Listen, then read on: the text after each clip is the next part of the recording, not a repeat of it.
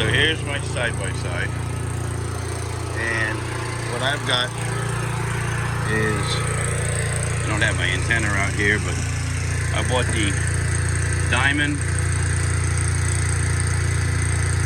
K9000 mount, motorized mount. And what I did yesterday is I went to Home Depot. This is a post mount for a 6x6. I cut this side off here and ground it smooth, and was originally going to mount it on this plate, but this plate came with the Ranger for different mounts for the winch. And since I have this, I'm going to use this. But I wanted to get this to show that you could do this as an alternative way to mount it. Where it'll mount for the antenna mount will be up here in this bracket here. Now this will give me a place so I can turn it, flip it down while I'm riding in the woods, and I won't knock off the antenna on a tree branch. And then when I want to communicate, I'll just flip it up out of the way. I'll flip it back up where it'll be in position. Yeah, I got some welding going on. I'm also working on my ham radio trail today. I'm trying to use these new solder connectors for the first time. And what you do is you cut the ends of your wires, you twist them together, and then you line them up over the solder, and then using your heat gun, you heat that sucker up until it becomes silver. I don't know how long it'll take. I've never tried this. Back when I was in Harvard, we called this a Western Union place, because that's the way Western Union would hook their wires together back in the day. And obviously today they would use something much different to splice the wires. Things like this heat shrink and all that wasn't even thought of back in those days. According to the package, you just heat it up until it turns shiny. And that's when you know you melted the solder to the connectors. Instead of squeezing it down, clamping it down, and hoping that it connected. Won't pull apart on you going down the road later on. I don't know if it's showing up real well in here, but it's starting to show that it's melting.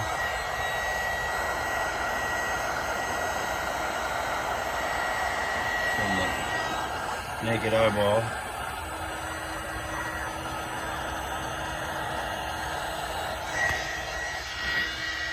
Also thought the wire might have come through, so this might not have been a success.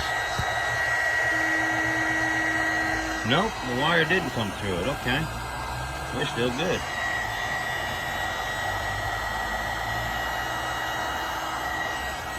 Finish shrinking the ends. This is difficult to do when I don't have any kind of a stand to hold the phone, so I apologize for that. I'm using my iPhone as the camera. I'm trying to work this around and get this all done.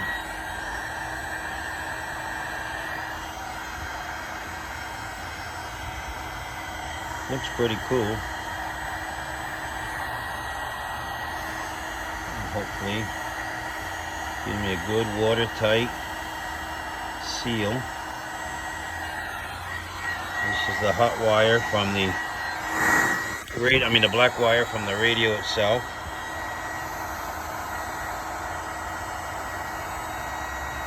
Going through to the battery. I'm wiring it direct to the battery. I'm not putting it through a bus bar or anything else like that. I want to make sure that there is nothing else on the power line to try to minimize any RF noise. since I really don't know much about these things and I don't know how much RF noise they're going to give off, I figured if I can minimize it in any way, I'm probably, oh, there you go, see it, nice and shiny spot there? It's starting to heat up to melt the solder.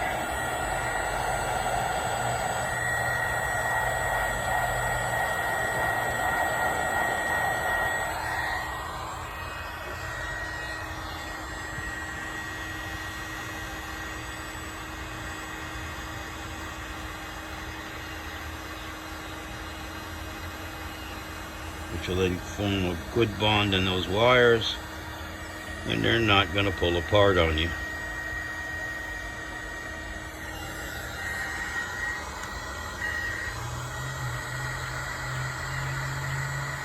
Especially when you consider the beating that these things are probably going to take.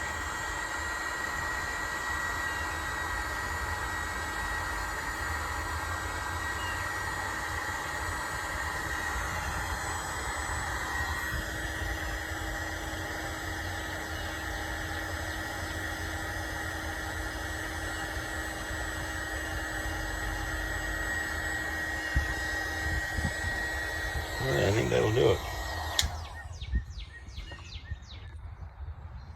So this piece here comes with the mount, the antenna mount bolts to here. This had a lip to put it in like a rain gutter or something else like that, so I just not using that at all.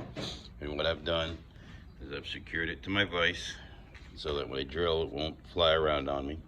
I've made 2 punch marks, and I'm going to drill the hole and use these screws to bolt that through.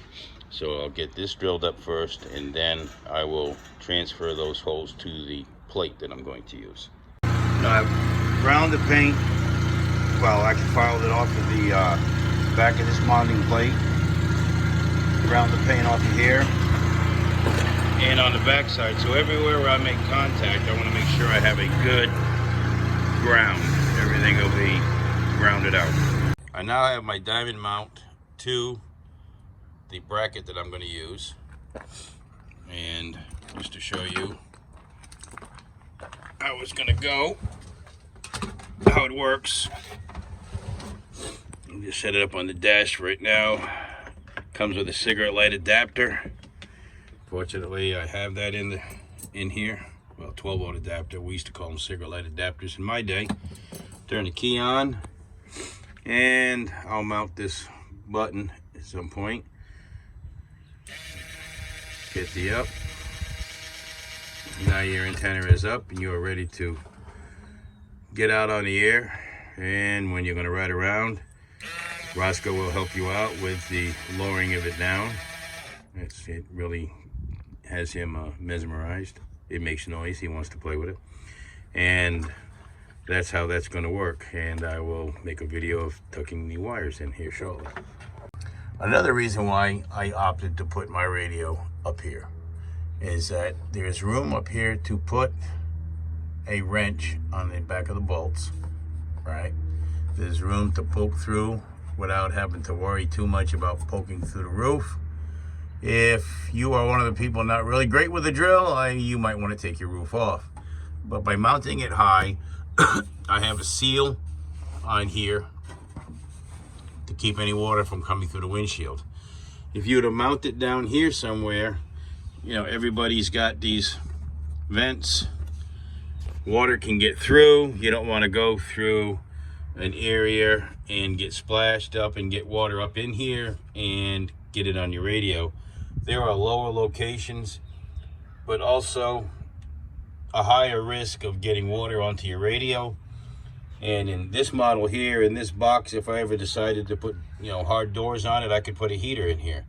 So if I put it in there, then what do I do with my heater?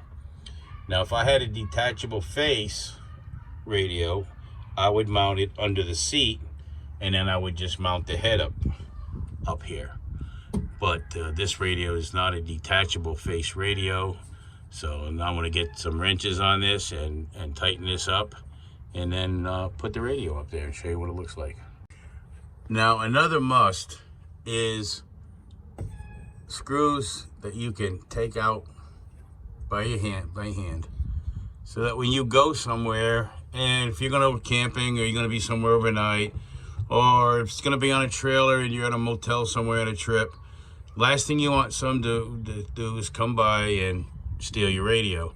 So by getting these plastic knurled screws, you can quickly take it out, bring it inside the room with you, and you don't have to worry about somebody stealing it from you. So that's just something to think about. You know, there's always somebody out there looking to take somebody else's property to make a quick buck. And what a better way than just to snatch your radio out. What I am going to do is end up cutting the cigarette lighter adapter end off of mine. Okay. And I'm going to drill a small hole down here to run the wires in. And with two-sided tape, I'm going to put this right here. Reason being, I want to put it up here. Why it might look a little bit neater.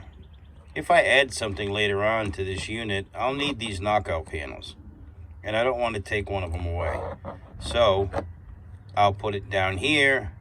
And eventually when I add roof lights and backup lights and things like that, I'll put those switches in there and this won't be in the way.